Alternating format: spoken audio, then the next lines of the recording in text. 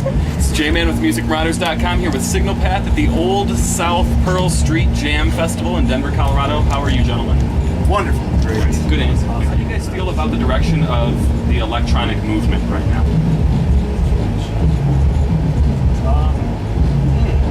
Well, I think you can't really control that, so I don't think a lot about it.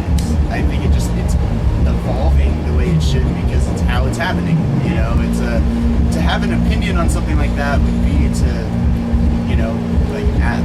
just doesn't. To me, it's not something to have an opinion about. You just do what you do and make it the best that you can possibly make it, and you know. Doesn't the rest of the genre kind of affect you guys though in some way? Actually, let's see what you're asking now. I would say I think it's awesome. I think a lot of cool things are happening. If you kind of look at what's happening, some of the bigger acts in the scene right now, a lot of it is totally computer based, and I'm very actually surprised to see and happy to see such a huge response and reception to laptop music. I think that's pretty cool. But we're trying to sort of take it a step further, or maybe a step back, I'm not sure, to do that with humans and computers. What are the benefits in using instruments the way you guys do? Well, it kind of humanizes the music, you know, it's not so robotic. It's a certain feeling you get when you play a bass line instead of just it's just a loop going on, you know, it's like a bass loop, just doing the same thing over and over again. It's just kind of how it goes. Just kind of livens up the music when you got a real drum fill going on or a guitar line or something. How do you guys feel about the dubstep craze right now? We don't feel about it. I don't feel about it. I like some of the music, and I think that it's it's really it's pushing just the sound, like bass in general. You know, it's like pushing the envelope there, and I think that can be incorporated into other genres of electronic music. So I think that is a really positive thing, and I think it's what the kids are into these days. Is it bass if there's no actual bass involved? Well, yes, yeah, definitely. What is a low end? What is a good day like for dubstep? That's a bad day. Oh, that's a bad day. Bad day is Good like. days. Like that. oh my god. That's I'll tell you. Sounds like a sad Megatron. About Minds Make Lights and the 2011 four-season Quadrilateral. You guys tell me about that? Yeah, it's basically kind of just a way for us to. It was kind of like a challenge that we set out for ourselves to just be like on our toes, just writing music consistently through this year. I mean, when we kind of came back on the scene as a band, we had a lot of catching up to do and a lot of just wanted to just immerse ourselves in it. And I was talking to Shu actually in 2010, the end of 2010. I was like, yeah, we're gonna release an album here and then maybe one here. And Shu was like, why don't we just release like 4 albums? And I was like, yeah, let's just release 4. Yeah, and that was awesome because Ryan told me that we wanted to release 4 albums, and it was just like, how can we do that? Obviously, 4 albums, 3 months apart, and I was like looking on the calendar, and I was like, first day of spring, first day of summer. I was like, they're all like 3 months apart, and I was like, this is a really cool just idea, because it kind of like the idea of seasons changing and music evolving, I thought and Ryan thought that was like a really cool kind of concept. Are you gearing the music towards the seasons, or is it just kind of the timing that it's coming out? I'd say that's just naturally happening. Yeah, I mean, right. I think the summer release of Minds Make Lights, all of that music was written pretty much right here, on tour, and it was just summertime is approaching, and you can kind of tell the tempo is pretty fast. It's kind of upbeat. I think it'll be fun to listen back on them in a couple years and just kind of hear how it has changed. I mean, hopefully they get better, but I think more interestingly, how the moods are different from what it is. Yeah, that's kind of what I was curious about. It's an interesting concept. Yeah. I think that's cool. Can you guys talk about the strategy of giving away your studio music for free digitally? Well, yeah, I mean, I can speak to that in a couple ways. One, I think that, you know, it encourages people to share.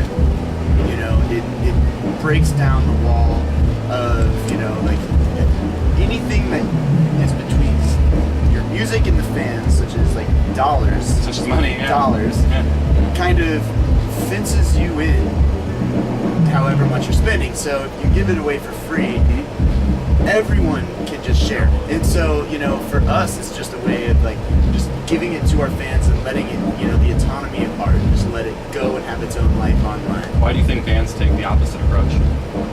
Well, it's the status quo. It's what's always been done, and you needed to have a product. There was a cost involved with producing actual CDs and records and tapes. I mean, so it was this model that worked, but now And they're gonna get it for free anyway. Totally, yeah. So might as well give it to them and say, hey, Plus- people really appreciate it. So then you kind of just say, come see us when we're on the road, and Exactly. that's how to turn around. People that take the opposite approach want to make money. People that take the opposite approach want to make money. You You're said? right. Well, I mean, of course, right? How's that going? Well, we don't know. Making money, you don't No. know. We're not really making any money. Right. But We're making a lot of no money. yeah, we make making tons of no money. Tons Yeah. of So, but that's always why people sell records. Is it right? tough touring, trying to make money? And like that's your mean. I mean, you don't have an album to tour on to kind of support you, obviously. We try not to focus on it too much On money? because Yeah. once we start focusing on stuff like that, it takes all of the fun out of it. Totally. So, you know, when we focus on just on music and experience and realizing that everyone here and around us and everyone we know will be gone in like 80 years, then you don't have to worry too much about things like that, you know, because we're trying to make an imprint and just kind of inspire other people. And when you focus on those things, awesome results happen. I appreciate that perspective, actually. But one other thing I was going to say too about giving the music away for free, being, you know, the one who's spending a lot of the time writing it. For me, I like that because it takes a lot of the pressure off, because it's like a money back guarantee on everything we put out. If they don't like it, it's like, okay, you can have your money back. And it's okay, you know, like if we were selling our record for like $20, I would kind of add stress.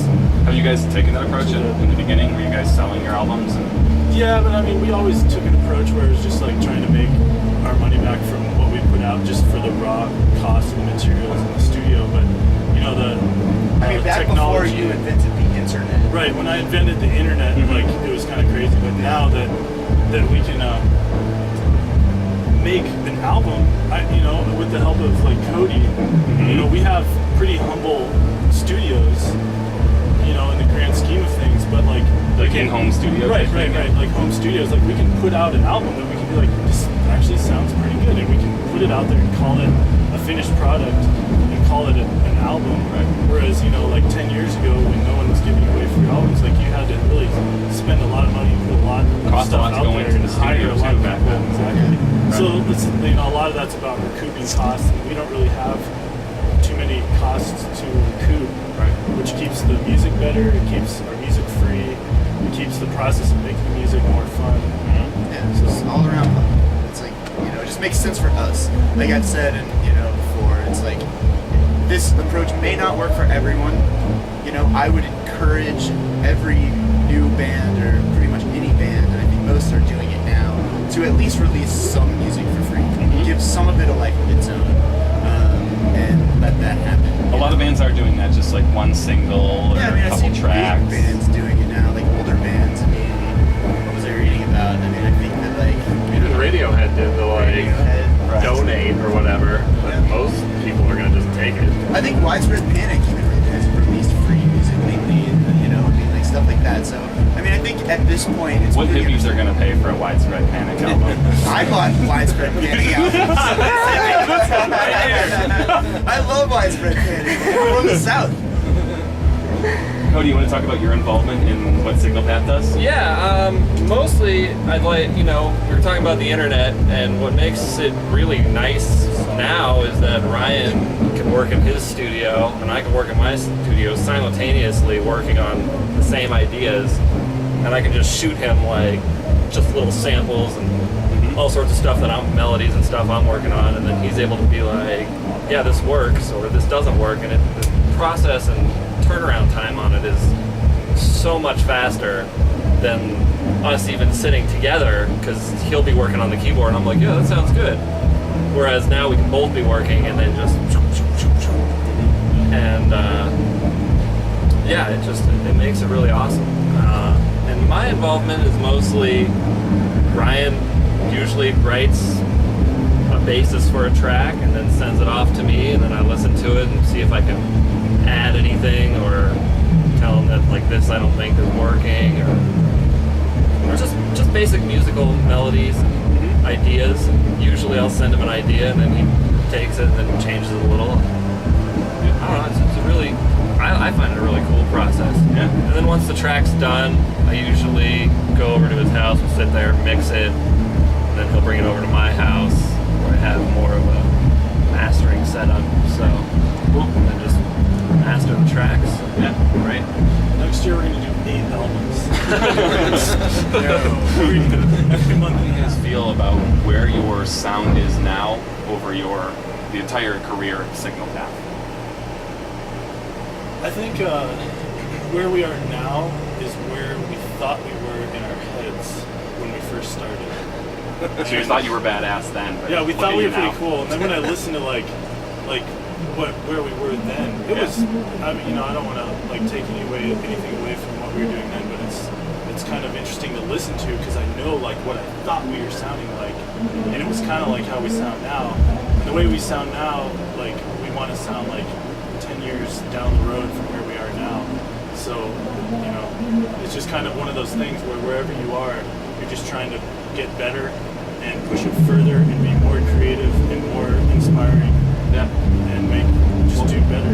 I enjoyed Signal Path then, back in early 2000s, and I have to say, somebody who enjoyed it then, I enjoy it greatly now too. Thanks, The sound really Yeah, has it means a progressed lot, well. and I think that, that's one thing that and I think all of us are sensitive to, is when we, like I check on the message boards and stuff. And You do? see, Fantasy Store, and I'll see Signal Path's name pop up occasionally. And, Is that tough? Because there's a lot of brutal criticism of any band, no matter how good their talent. it's ridiculous, but luckily, like, we haven't been horribly victimized yet. Yeah, I gotta go on PT still.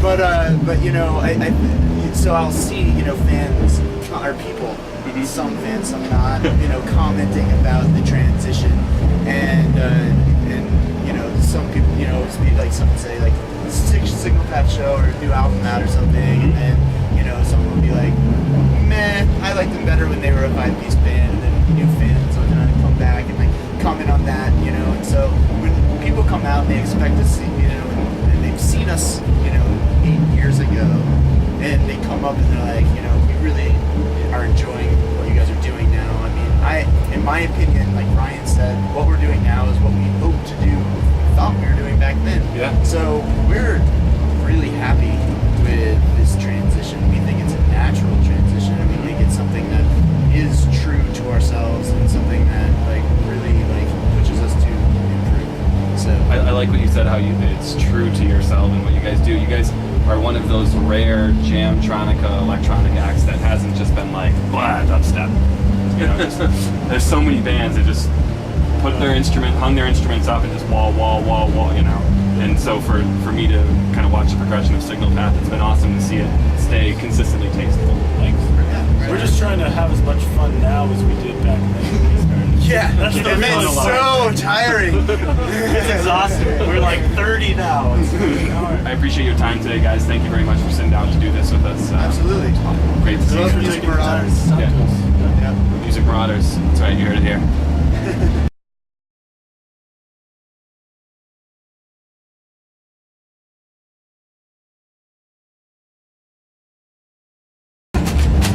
This interview was brought to you by the delicious and mind and body and soul and life enriching Guayaki yerba mate, traditional style. Holla! This is J-Man with MusicMarauders.com here with Signal Path at the Old South Pearl Street Jam Festival. You guys Pretty good. good start. This is our sound engineer, Jason. Hey guys. Hello, welcome. We're conducting an interview, and you're now a part of it. Oh no! Here, wait, since we're all drinking Dale's Pale Ale. No free advertising. I was gonna say, wow, dude, you're really putting yourself out there. I'll answer. Yeah. If only we could be smart. Never mind. Do they sponsor you guys money or just tea? Free 5-pound bags. Tea is money. Yeah, dude. It really is. It transfers into just suitcases full of cash. We're all touching wood at some point. Yeah. Exactly. It's not just ones and zeros. Yeah. Wooden instruments, wooden drumsticks. How do you guys feel about the dubstep? Can we start this? Keep it rolling. Do not cut this over. How's my hair? Perfect. Looking good. How do you guys feel? I can't even write my input list. We've never done this before, ever. We've never had It's an our first interview. interview ever.